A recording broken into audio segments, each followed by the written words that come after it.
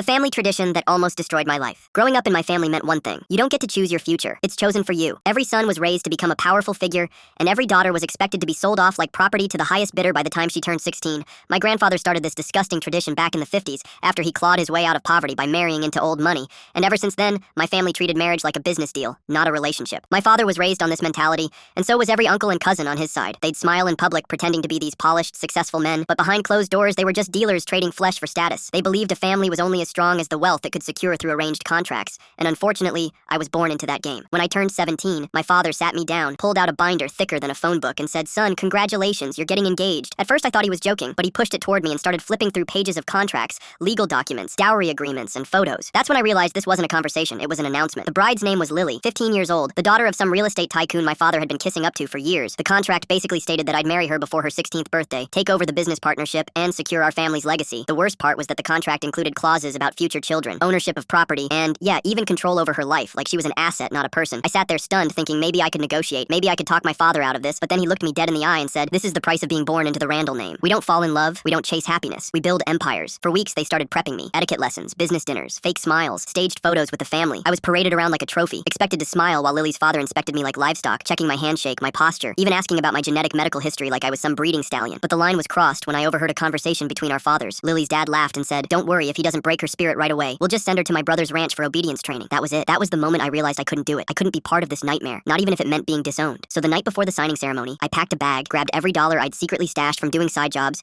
and disappeared into the city, left behind a note that just said, "Find yourself a different puppet." I crashed on couches, worked construction jobs, washed dishes, anything to survive. It was terrifying, but freeing at the same time. I was finally writing my own story instead of being a chapter in someone else's manual. For a while, I thought I'd escaped for good, but my family wasn't ready to let me go. They sent private investigators after me, showed up at my job pretending to be cops, claiming I was mentally unstable and a danger to myself. They even tried to have me forcibly returned home, claiming I was under psychiatric guardianship. But here's where karma stepped in. Turns out Lily's father got himself arrested for soliciting what he thought was an underage girl, except it was actually an undercover cop. Suddenly, all his shady business deals were under investigation. The contracts fell apart. The family's reputation shattered. My father called me one last time to say, "You're dead to this family." I told him, "Perfect. That's exactly what I wanted." I hung up, blocked every number, and never looked back. It's been years now. I've got my own business, real friends, and a life where I wake up every day knowing I belong to no one but myself. And honestly, being dead to them was the best thing that ever happened to me.